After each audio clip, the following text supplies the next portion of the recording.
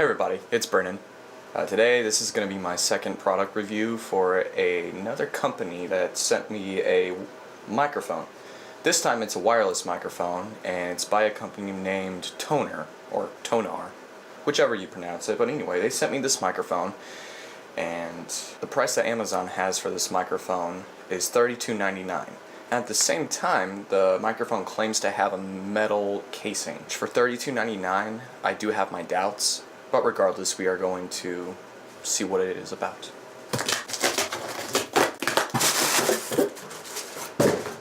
Tonor wireless microphone. Long range wireless signal up to 150 feet of powerful, uninterrupted wireless transmission signal. Sound so cool. Here's the box. At first glance, that picture kind of looks like clip art to me. The blue crowd picture. I feel like I've seen that so many other places. And I'm not dogging on Tonor, I'm just saying like it seems like it. It could be a completely original photo. Alrighty. We got an instruction manual, I think, or specifications. Quick start, install 2 AA batteries into the base of the microphone. The receiver comes pre-installed with built-in lithium batteries. Insert the receiver into your audio system. Turn on the device's power switch.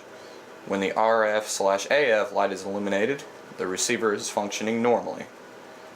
Okay, there's a battery indicator on it, low battery indicator rather. And specifications. We're going to take a look at the battery itself. We're going to take a look at the microphone itself now.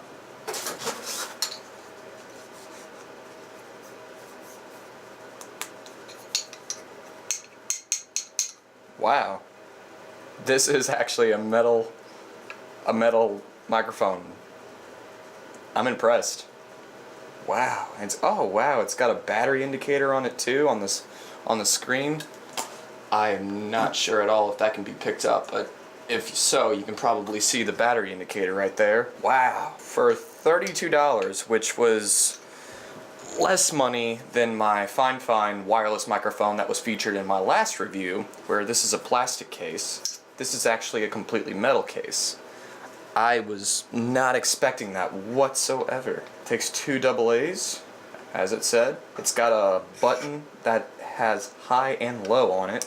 They said that was the channel select, but I wasn't too sure, I think. And as said in the specifications and Amazon specifications for this microphone, the receiver is USB rechargeable as opposed to Fine's microphone, where the receiver I have to put in 2 AAA batteries for it, which was honestly, kind of obnoxious because I had to constantly remember to take out batteries at the end of my shows with my band and put them in the charger, and some shows I would forget to take them out of the receiver and charge them, so by next show I'll turn it on and see if there's any power. Oh, there is. The battery is low though. I guess I'll get my AA's. I'll tell you what, there's AA's that come with this, so let's do those. I'm assuming those are charged. Oh, by the way, it comes with a 1/4 inch to 1/8 inch adapter and a micro USB charger for the microphone's receiver. I'm not quite sure what the H that is. And there's a pop filter that comes for the microphone, but I don't really use those. You have your screen here indicating the battery life, the signal strength, and oh dude, there's like a ton of channels, at least 20 channels, 20 or so channels. This microphone has a pretty good weight to it. I am very much impressed with this already. Well, I guess let's plug it up and see how it stacks up against 3 other microphones that I have. This is the Tonor wireless microphone. There's no model number on it or model type. It's just advertised as Tonor wireless stage mic or karaoke mic or something like that. Impressed with this so far, especially being at such a low price.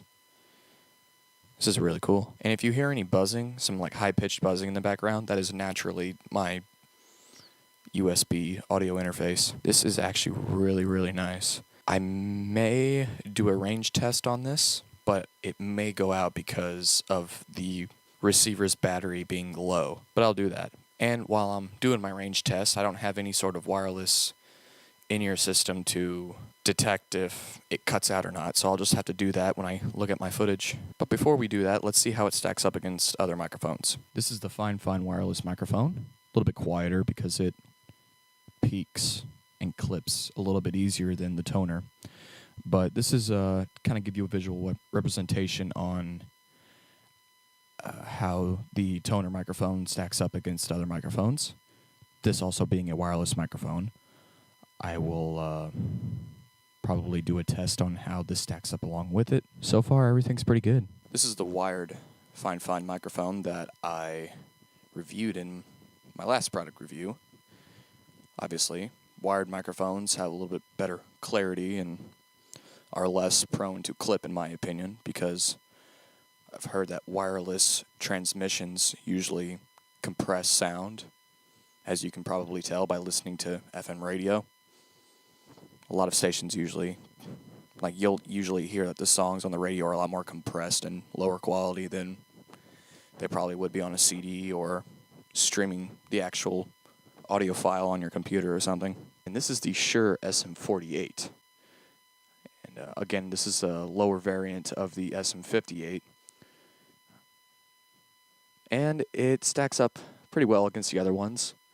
I still think that this microphone compared to the other three I feel like this microphone has a boxy sort of sound to it.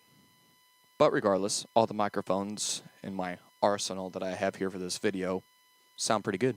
So now that we have an idea on how all four microphones stack up with each other, let's do a range test between the Fine wireless microphone and the Tonor wireless microphone. Again, during this test, I don't have any way of receiving the audio while I'm doing my range test, so I will not know if the sound breaks up until I get back and review the footage and the audio.